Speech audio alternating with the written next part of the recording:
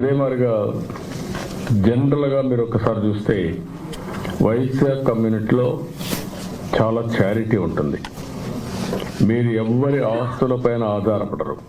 సమాజం కోసం అవసరమైతే త్యాగాలు చేస్తారు తప్ప ఎప్పుడు కూడా వేరే వాళ్ళ ఆస్తుల కోసం లేకుంటే వేరే విధంగా 10 రూపాయలు దోచుకోవాలనే ఆలోచన మీకు ఎవ్వరికి ఉండదు.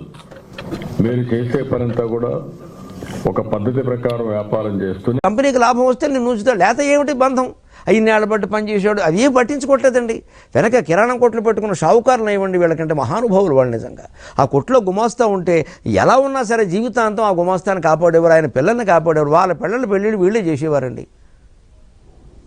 వైశ్యులు వ్యాపారం చేసినంతకాలం ప్రపంచం అలాగే ఉంది. వాళ్ళకు దయా దృష్టి జాలి చేసేవారు.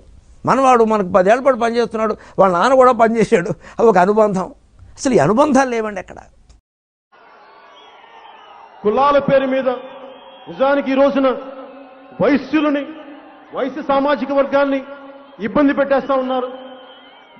ఎప్పుడు వైశ్యులు చేతికి సహాయం చేసేవాళ్ళు తప్ప వారి జీవితాన్ని వాళ్ళు చూసుకునే వాళ్ళు ఈరోజు ఒక్కరు ఎప్పుడు ఇబ్బంది లేరు, ఆశించరు.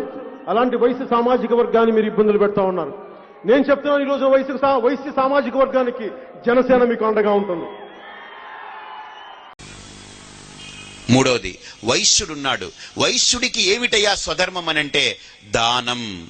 అందుకనే చారిటబుల్ నేచర్ వాళ్ళకి బాగా పెట్టింది శాస్త్రం. అందుకని మీరు సత్యనారాయణ వ్రత కథలు చూడండి, ఏ వ్రతాలు చూసినా దాంట్లో ఈ షావుకారు గారు చేశారు, అది అలా పోయింది, తర్వాత దానం చేశాడు, మళ్ళీ వచ్చింది. ఈ కథలన్నీ పురాణాల్లో ఉన్నటువంటివన్నీ కూడా ఈ షావుకారులంతా కూడా ఈ వైశ్య జాతి ఏదైతే ఉందో, ఈ Vaishya community, they are bound to do a charity.